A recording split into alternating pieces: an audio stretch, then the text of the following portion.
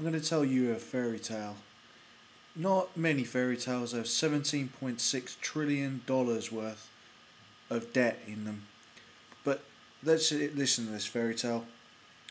It goes like this. We have a structural deficit in the United States of $17.6 trillion. We're going to shave $1 trillion off of that in terms of our deficit every year, and the markets have confidence that the United States can pay its debts and pay for the American empire. But yet, it doesn't seem rational to me to believe in fairy tales. This is a structural problem that the United States has. It has a debt deficit of $1 trillion every year to service the American empire. Now, let me get this clear. I would rather live in an American empire than any other empire apart from the EU. But if you're going to service that debt, it has to be sustainable. You can't have 114% debt on your currency as it last stood when it was at 14.6 trillion. Now you're on 17 trillion. Things are starting to go worse, and this will dominate the entire political argument up to the election in 2012 for Obama. He has put around himself a millstone around his own neck, because as much as I am a Keynesian, as much as I even believe in military Keynesianism, the military Keynesianism of the United States is extreme in the most extreme way. All that Ben Bernanke and Geithner can do is ride the roller coaster as they pump more and more money and devalue the US dollar even more, which is already overvalued. Now, I as a European am not seeing this as one series of bubbles, as George Freeman said, as I say respectfully, in his view, or Stratfor Intelligence said. Is this yet just creeping along towards a final phase where America might still have a default? It might still have Moody's downgrade its credit rating.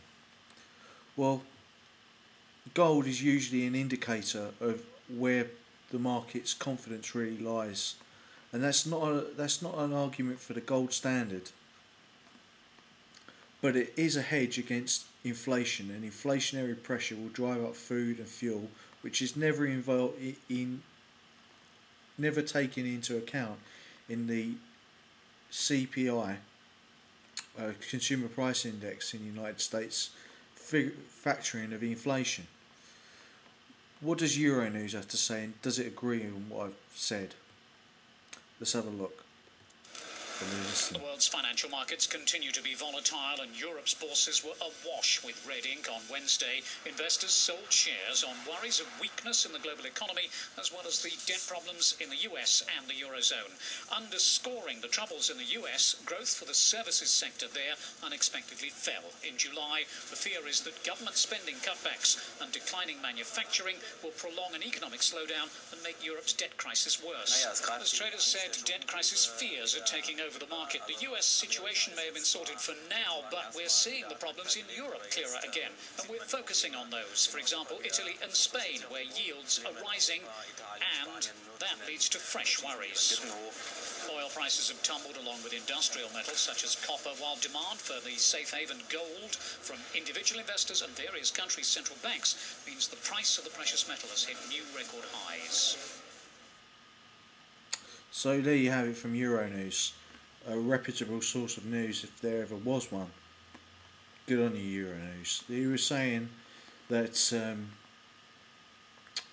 we're getting a double barrel effect from the debt shotgun, so to speak, because Europe, although I doubt Italy will ever need a bailout or ask for a bailout, because the certainty of rational expectations happening is increased the more you believe in a rational expectation. That's one view in economics, but there is certainly the uncertainty in gold, in the people are hedging their bets in gold, is showing that there isn't a belief.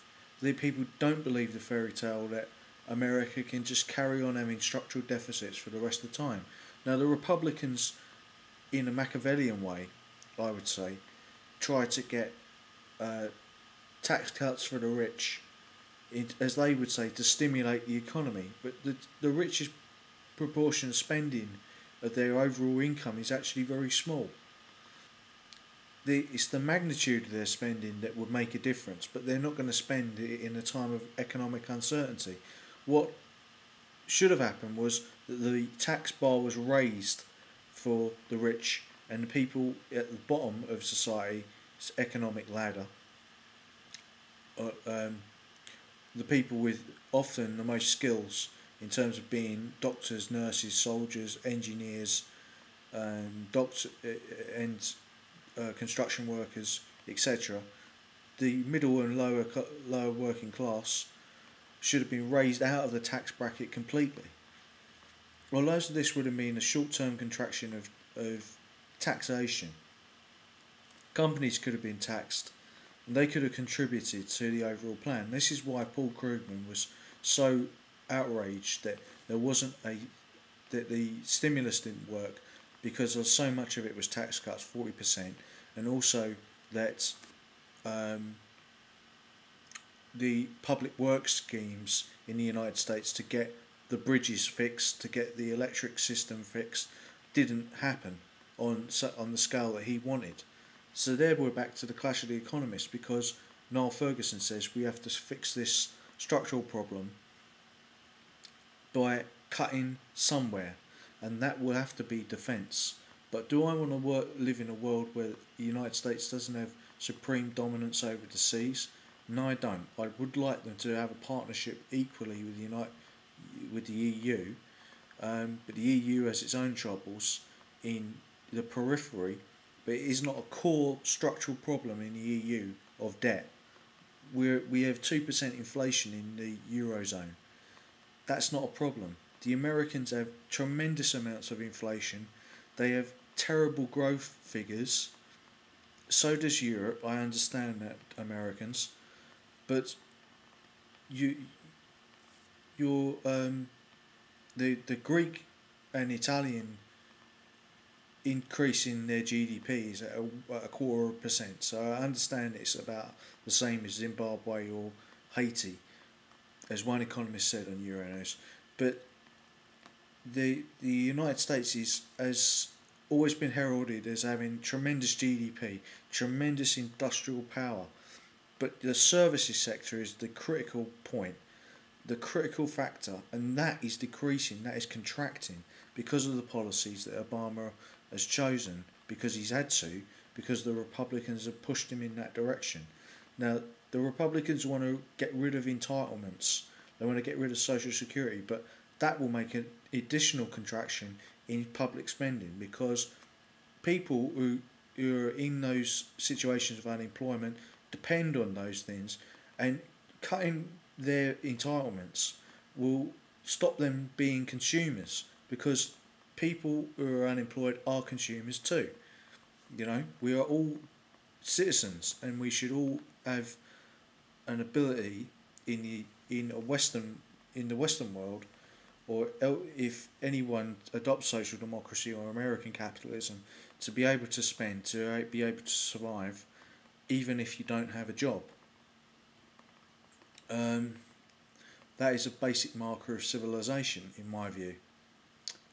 You might call me a radical social democrat. Well, I am. But what can be done? The $4 trillion that Niall Ferguson said should be cut from the US defence